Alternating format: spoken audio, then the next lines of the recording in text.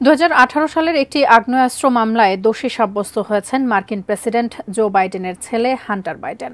অবৈধভাবে বন্দুক কেনার সময় মাদকাসক্তি নিয়ে মিথ্যা বলায় তার বিরুদ্ধে মামলা হয়। মঙ্গলবার তার বিরুদ্ধে আনীত 3টি অভিযোগ প্রমাণিত হলে তাকে অভিযুক্ত করা হয়। এতে সর্বোচ্চ 25 বছর পর্যন্ত কারাদণ্ড হতে পারে তার।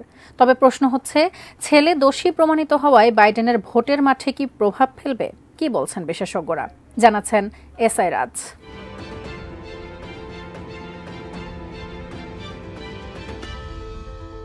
আগ্নেয়াস্ত্র কেনার সময় মাদকাসক্তি নিয়ে মিথ্যা তথ্য দেওয়ার মামলায় দোষী সাব্যস্ত হয়েছেন যুক্তরাষ্ট্রের প্রেসিডেন্ট জো বাইডেনের ছেলে হান্টার বাইডেন।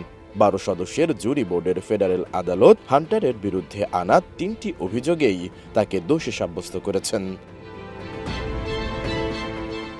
ক্ষমতাসীন কোনো প্রেসিডেন্টের ছেলে হিসেবে 54 বছর বয়সী হান্টার বাইডেনই প্রথম ফৌজদারি অপরাধে দোষী সাব্যস্ত হলেন। এতে তার সর্বোচ্চ 25 বছর পর্যন্ত কারাদণ্ড হতে পারে। আগ্নেয়াস্ত্র কেনার সময় মিথ্যা তথ্য দেওয়ার জন্য হান্টার বাইডেনের সর্বোচ্চ 10 বছর কারাদণ্ড হতে পারে। অস্ত্র বিক্রেতার নথিতে মিথ্যা তথ্য সন্নিবেশের অপরাধে সর্বোচ্চ 5 বছর এবং মাদকাসক্ত অবস্থায় অবৈধভাবে আগ্নেয়াস্ত্র রাখায় তার সর্বোচ্চ 10 বছরের কারাদণ্ড হতে পারে। সব মিলিয়ে 25 বছর কারাদণ্ড হতে পারে তার।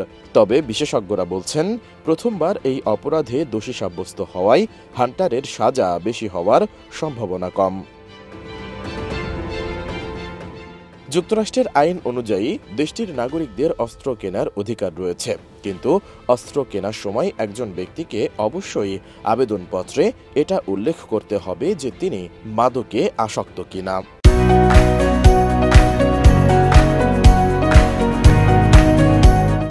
হান্টারের বিরুদ্ধে করা মামলায় 1 সপ্তাহ ধরে সাক্ষীদের সাক্ষ্য গ্রহণ করেন 12 সদস্যের বিচারক প্যানেল। মঙ্গলবার প্রায় 3 ঘণ্টা ধরে রায় ঘোষণা করা হয়।